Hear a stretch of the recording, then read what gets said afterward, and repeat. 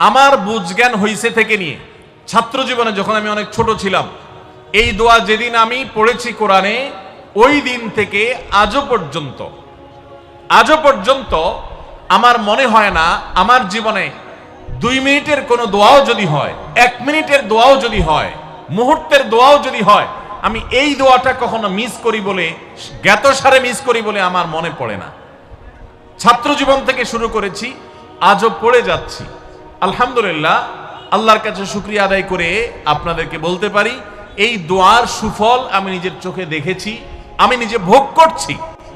অনেক মানুষ আছেন আমাদের কাছে আসে, বিশেষ করে আমার কাছে যত মানুষ অফিসে আসেন, এক এক দিন কয়েকশো মানুষও দেখা যায় অফিসে আসেন, এমনও হয় কোন দিন কয়েকশো মানুষও হয়। তো আমাদের অফিসে অনেকগুলো ডেস্ক আছে, অনেক আলেম আছেন, তারা সমাধান দেন বসে বসে, তারা সহযোগিতা করেন আমার সাথে। অনেকগুলো ডেস্ক বসাতে হয়েছে, এত বেশি মানুষ আসে। আপনারা অবাক হবেন, সবচেয়ে বেশি মানুষ আসে যেই ইস্যুটাকে নিয়ে, সবচেয়ে বেশি মানুষ আসে সেটা হলো দাম্পত্য কলহ, স্বামী স্ত্রীর ঝগড়া বিবাদ, তালাক, এগুলো নিয়ে সবচেয়ে বেশি সংখ্যক মানুষ আছে।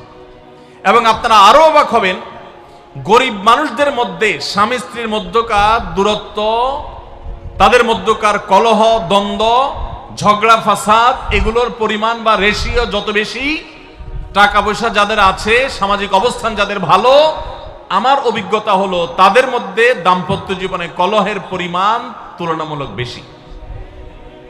তাহলে অনেক যুবক আছেন যারা বিয়ে শাদী এখনো করেন নাই, শুধুমাত্র হাতটা কসলাচ্ছেন আর চিন্তা করতেছেন চাকরিটা শুরু করতে পারি, ব্যবসাটা শুরু করতে পারি, বিদেশটা যায় সারতে পারি, টাকার বস্তা কামাই করে ফেলবো।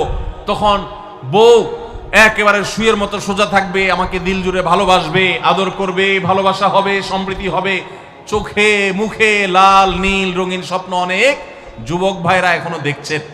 আপনাদেরকে বলছি, টাকা পয়সা দিয়ে দাম্পত্য জীবনে শান্তি কেনা যায় না। টাকা পয়সা এবং সামাজিক অবস্থান দিয়ে মানুষ সুখী হয় না।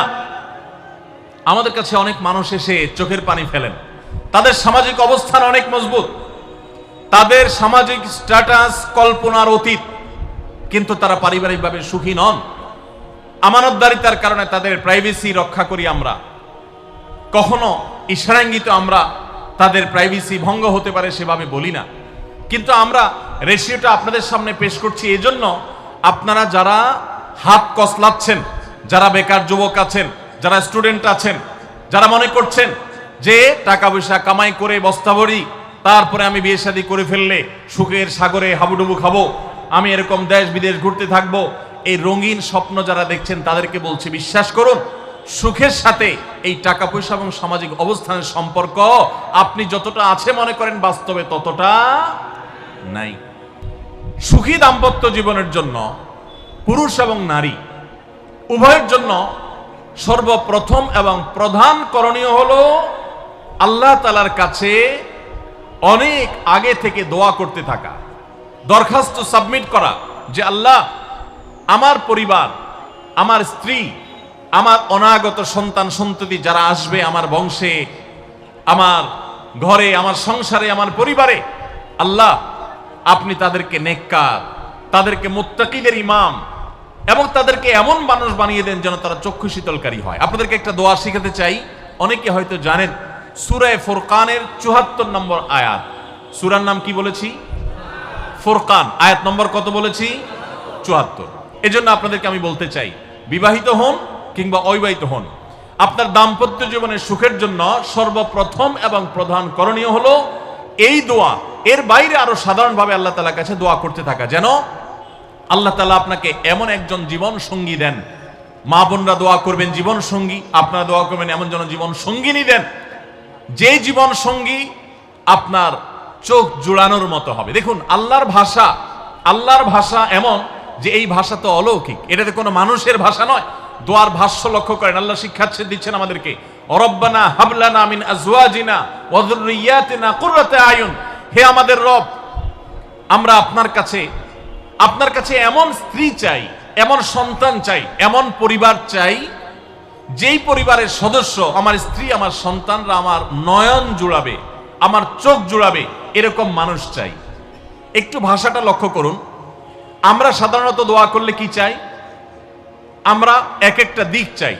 ধরুন আপনার স্ত্রী মাশাআল্লাহ অনেক সুন্দরী, অপূর্ব সুন্দরী, তিনি আল্লাহ তাআলা তাকে অনেক রূপ লাবণ্য দিয়েছেন, কিন্তু তার যদি চরিত্রটা খারাপ হয়, তাহলে এই স্ত্রীকে আপনার নয়ন জুড়াবে?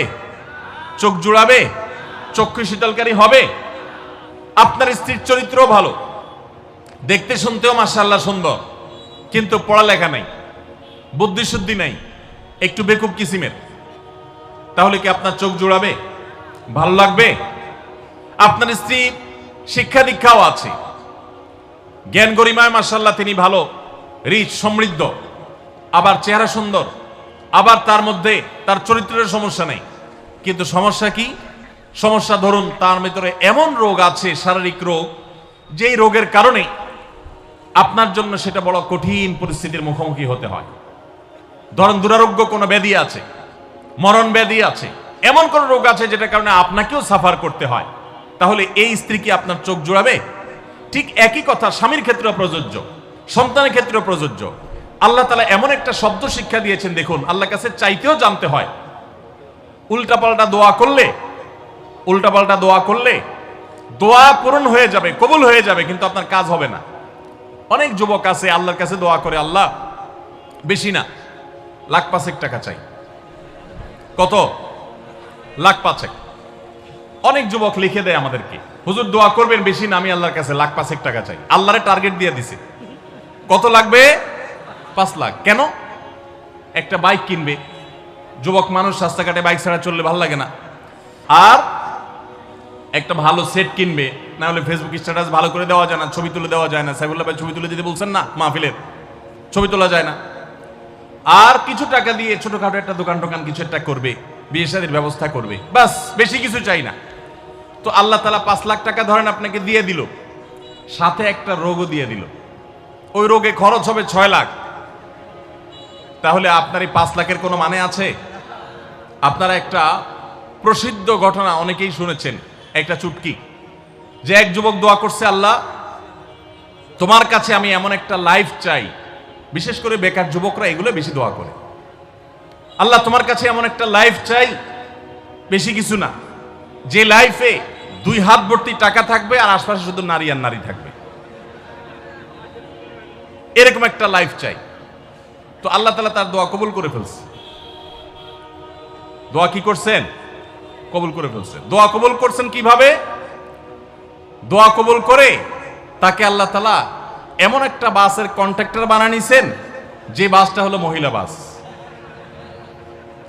চারপাশে শুধু নারী আর নারী, সব মানুষের, আর হাত ভর্তি টাকা আর টাকা সব বাস মালিকের। দোয়া কিন্তু কবুল হয়ে গেছে। তো আল্লাহ তাআলার কাছে উল্টাপাল্টা দোয়া করলে কি হয় দেখছেন? দেখুন, দাম্পত্য জীবনে সুখের জন্য দোয়া কিভাবে করতে হবে আল্লাহ শিখিয়ে দিয়েছেন।